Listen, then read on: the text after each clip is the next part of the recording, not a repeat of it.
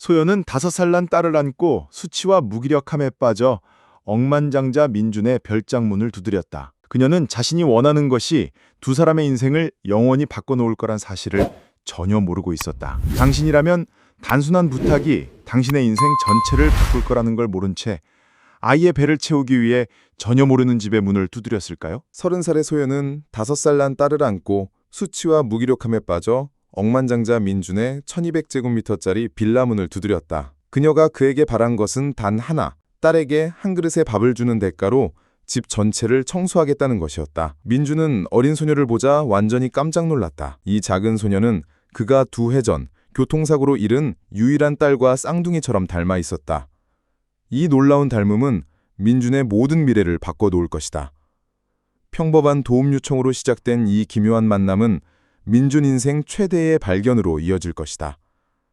이제 여러분을 놀라게 할 진실을 상자처럼 열어보고 그 안에 무엇이 있는지 함께 알아봅시다. 여러분도 타인의 삶에 감동을 주고 싶다면 비슷한 이야기를 저희와 공유해주세요. 소연의 옷은 온통 찢어져 있었고 머리카락은 흙투성이였으며 눈에는 눈물이 가득했다. 그 눈물은 그녀가 처한 이 삶을 씻어내려는 듯 흘러내리고 있었다. 품에 안은 아이의 얼굴과 손에는 검은 얼룩이 묻어 있었다. 둘 다 마치 며칠 동안 목욕을 하지 않은 것처럼 보였다. 소연은 민준을 충격에 빠뜨릴 그 말을 부끄러움에 속삭이듯 말하기 시작했다. 제발 저를 돌려보내지 마세요, 선생님. 제 딸 배를 채우기 위해 한 그릇의 밥을 대가로 선생님 집을 청소해도 될까요? 민준은 그 여자의 말에 이어 그 순간 온 세상이 부끄러워졌다. 마음 깊은 곳에서 쑤시는 듯한 통증을 느꼈다. 여자는 작은 아이와 함께 집집마다 돌아다니며 아이에게 먹을 것을 구하고 있었다. 그러다 아이에게 시선이 머물렀고 삶의 충격을 다시 한번 겪었다. 그 푸르스름한 눈동자, 보조개가 있는 미소, 모두 그녀를 놀랍도록 닮은 딸. 2해 전 비극적인 사고로 목숨을 잃은 예서와 꼭 닮아 있었다. 이건 결코 우연이 아니야. 그가 속으로 중얼거렸다. 어쩌면 딸이 죽지 않았을지도 몰라. 아직 살아있을지도. 하지만 그게 가능할까? 서울에서 가장 부유한 사람들이 사는 동네에 위치하는 1200제곱미터 규모의 별장에서 마치 모든 달빛을 자신에게로 끌어당기는 듯했다. 민준의 부유함을 설명할 필요가 없었다. 그의 별장은 그의 침묵을 증언하는 듯했다. 45세의 민준은 서울에서 가장 부유한 사업가 중 한 명이었다. 모든 사람들은 그가 9억 달러의 재산을 가졌다는 이유로 그를 손가락질했다. 하지만 그렇게 많은 재산에도 불구하고 그는 2해 전 딸과 함께 모든 행복을 잃었다. 그 후 아내와도 이혼했다.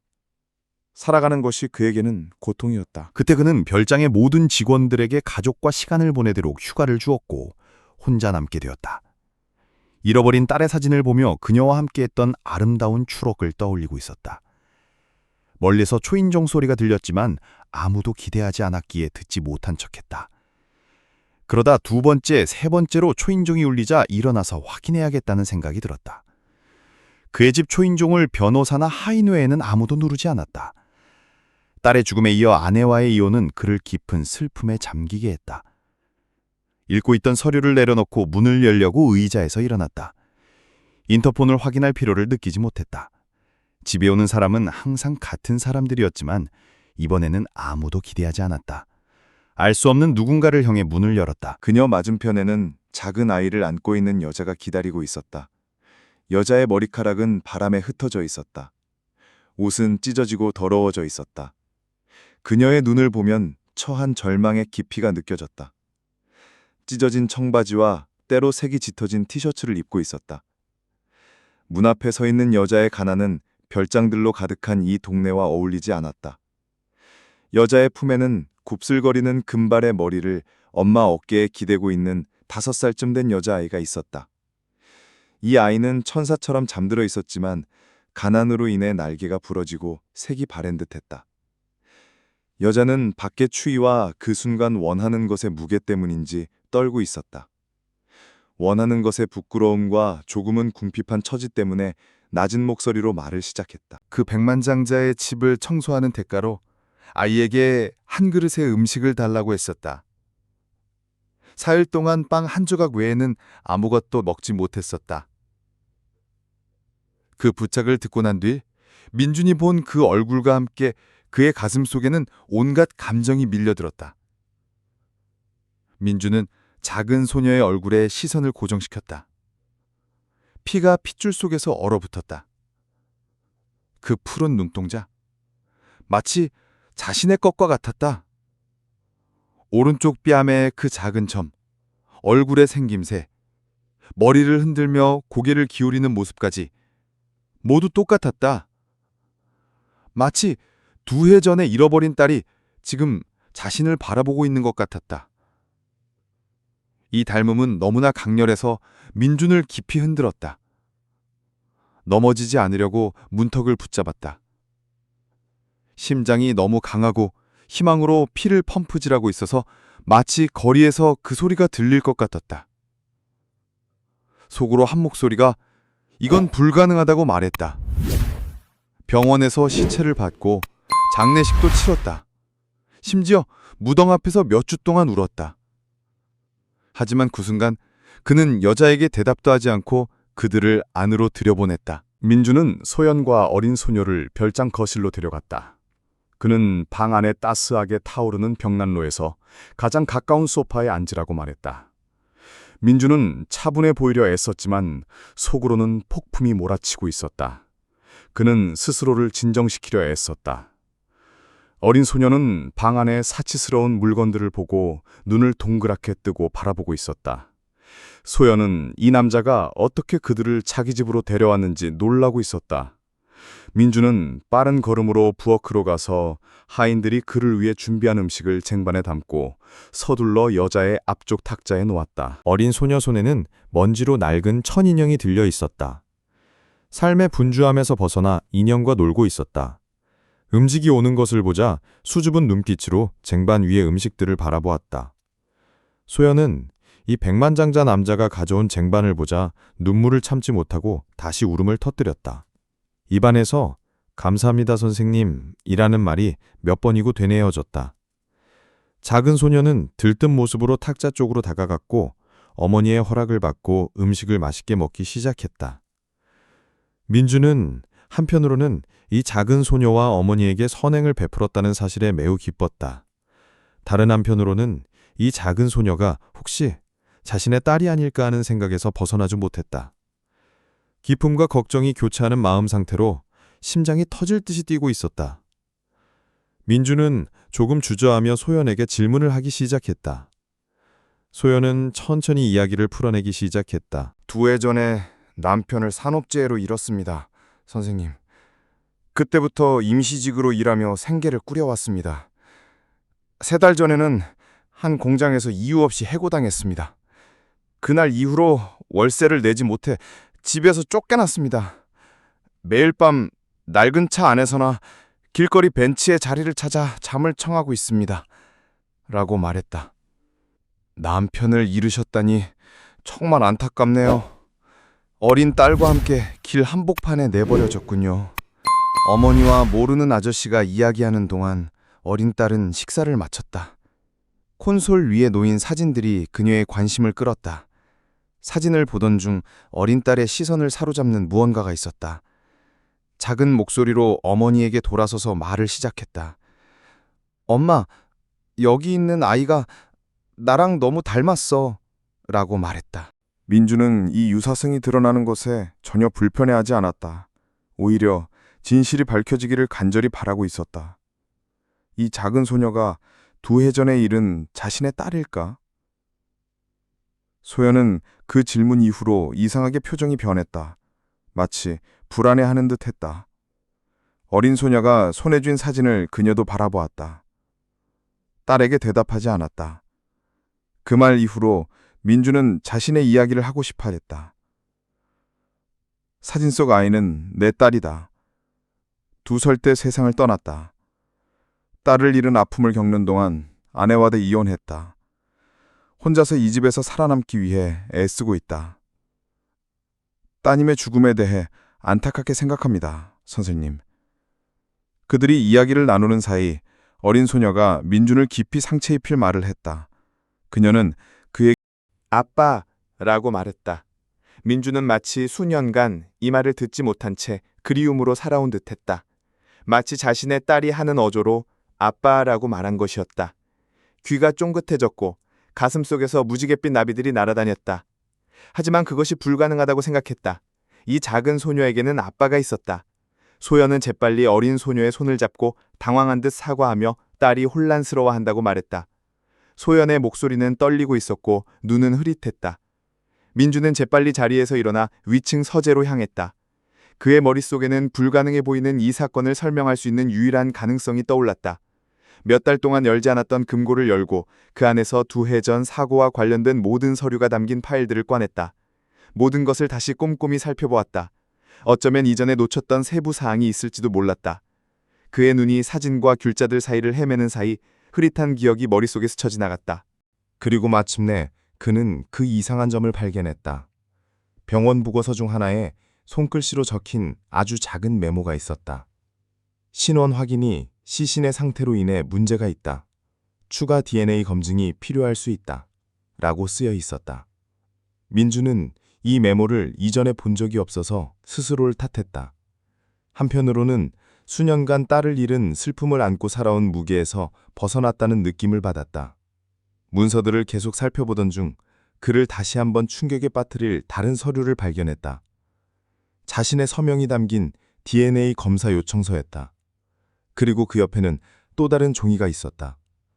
가족의 요청으로 요청된 검사는 취소되었습니다. 라고 적혀 있었다. 하지만 그는 그 검사를 결코 취소한 적이 없었다. 그 서류들을 손에 쥔 채 거실로 돌아왔다.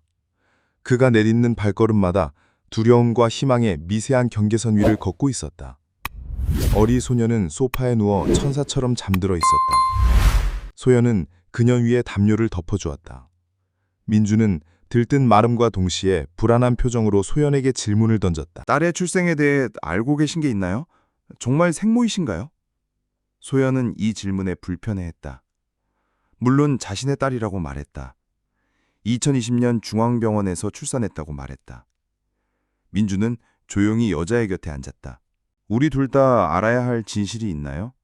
라고 말했다. 소연은 이 질문에 침묵했다. 민주는 여자를 놀라게 하지 않으려고 더 이상 캐물지 않았다. 다음 날 아침, 민주는 잠 못 이루던 밤을 보낸 뒤 일찍 일어났다. 소연과 어린 소녀는 손님방에서 잠들어 있었지만 그는 한순간도 눈을 감지 못했다. 아래층으로 내려가 손님들에게 아침을 차렸다. 몇 년 만에 아침을 차리는 일이었다.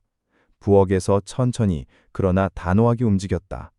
오늘 아침은 새로운 시작을 할 수 있는 날이었다. 함께 아침을 먹었다. 손님들이 자리에서 일어나기도 전에 민주는 재빨리 일어나 어제 찾은 서류들을 가져왔다. 떨리는 손으로 환자 기록부를 탁자 위에 올려놓았다. 여러분이 드러난 진실은 모두를 충격에 빠뜨렸다. 여러분의 삶에서도 이런 충격적인 진실을 알게 된 적이 있나요? 있다면 저희와 공유해 주세요. 민준과 딸의 이야기를 좋아하셨다면 영상을 좋아요로 눌러 저를 응원해 주실 수 있습니다. 2해 전 사고가 발생한 그날 밤 민준의 아내와 딸 외에도 다른 차량 한 대가 더 사고를 당했다. 그 차에는 한 부부와 그들의 어린 딸이 타고 있었다. 부부는 현장에서 사망했으나 딸은 살아남았다. 아이들 둘 다 사고의 충격으로 차량 밖으로 튕겨져 나와 얼굴에 상처를 입었다. 그 후 그 사고에서 살아남은 어린 딸은 고아원으로 보내졌다. 민준의 딸은 다른 가족의 딸로 오인되어 고아원으로 보내진 것이었다. 사건이 발생한 지 얼마 지나지 않아 소연과 그녀의 남편은 입양을 신청했고 어린 소녀를 새로운 신분으로 입양했다. 처음부터 이 비정상적인 혼란을 눈치챈 사람은 아무도 없었다. 그러나 운명은 비밀을 오래 숨기지 않았다. 보고서에는 다른 정보들도 포함되어 있었다. 민주는 어린 딸을 바라보았다. 어린 딸은 파란 눈으로 주변을 둘러보고 있었다.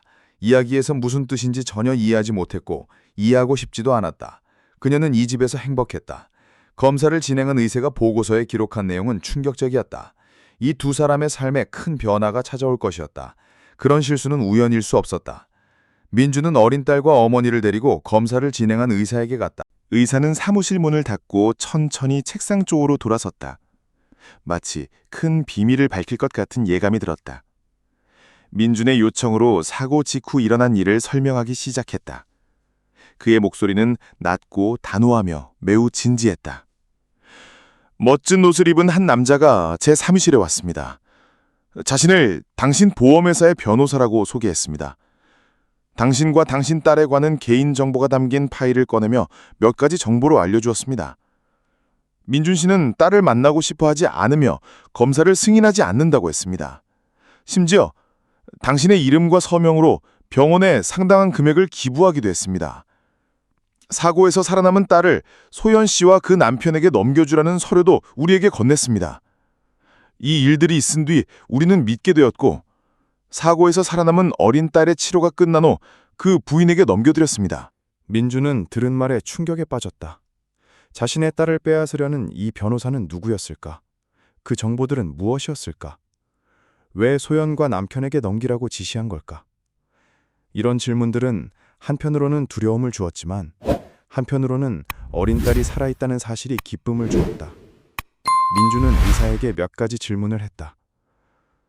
당신에게 와서 자신을 변호사라고 소개한 그 남자는 누구였나요? 신체적 특징을 기억하시나요? 이름은 당연히 기억나지 않아요. 시간이 많이 지났으니까요. 하지만 회색 머리에 키가 거의 2m 가까이 되었어요. 아, 그리고 눈썹 위에 흉터 자국이 있었죠. 의사가 묘사한 인물은 민준이 2달 전에 사망한 옛 파트너였다. 그는 질투심 많은 남자였다. 돈과 명예를 질투했을 뿐만 아니라 심지어 아내까지 유혹하려 했다. 하지만 딸은 그 작은 딸에게 어떻게 눈독을 들였을까? 도저히 이해할 수 없었다. 민주는 의사의 이야기를 듣고 화가 나서 주먹을 꽉 쥐었다. 주변의 모든 것을 부수고 싶었다. 하지만 그때 작은 딸이 다시 아빠라고 말했다. 그 순간 분노 대신 사랑이 밀려왔다. 그는 일어나 딸의 부드러운 머리에 입을 맞췄다. 진심으로 내 딸아 라고 말했다. 마치 그 순간 세상이 그의 것이 된 듯했다. 의사에게 감사 인사를 하고 집으로 향했다. 어린 딸은 잠들어 있었다. 안아 올려 자신의 침대로 데려가 향기를 깊이 들이마셨다. 그 숨결을 절대 놓치고 싶지 않았다. 그 후 아래로 내려가 소연 곁에 앉았다. 소연은 슬프고 생각에 잠겨 있었다. 민준이 곁에 앉아 함께 잠시 침묵의 소리를 들었다. 그는 소연에게 아름다운 선택지를 제안했다. 제 딸에게 쏟으신 정성이 얼마나 큰지 잘 알고 있습니다. 2해 동안 그녀를 돌보시고 먹이시고 아플 때는 곁을 지켰습니다. 제가 제 나름대로 한 가지 제안을 드리고 싶습니다. 지금 예선은 저를 아빠로, 당신을 엄마로 알고 있습니다. 원하신다면 여기서 함께 살아요. 저희는 2 낯선 사람인데 어떻게 같은 집에서 살 수 있겠습니까, 선생님? 내가 딸을 당신에게서 데려가거나 아니면 우리 셋이 함께 살게 될 거예요. 딸이 더 이상 힘든 날들을 겪는 걸 원치 않아요. 그녀를 위해 제 제안을 받아들이고 모든 게 잘 되길 바랍니다. 행복해지자고요. 라고 말했다. 민준의 이 제안에 답하기는 어려웠다. 소연은 생각할 시간이 필요하다고 밝혔다. 그날 밤 그녀는 눈을 감지 않고 생각했다. 외국인 백만장자 남자가 말한 것처럼 아이를 위한 가장 옳은 선택이었다. 그리고 그 다음날 아침 제안을 받아들였다. 민주는 딸을 되찾은 기쁨을 수년간 누렸다. 오랫동안 딸의 머리를 쓰다듬으며 그 향기를 마음껏 들이마셨다. 매일 마치 마지막 날인 양 그녀를 돌보았다. 우리는 모두 함께 민준, 소연, 예서의 가난과 부유함 사이에서 살아가는 삶의 흔적을 목격했습니다. 때로는 인생의 2번째 기회가 가장 폭풍우 치는 날들 뒤에 찾아옵니다. 겪어온 모든 어려움은 아빠라는 한마디로 순식간에 사라져버리죠. 그리고 가장 중요한 것은 진정한 사랑은 가장 불가능해 보이는 곳에서 싹트기 시작한다는 것입니다.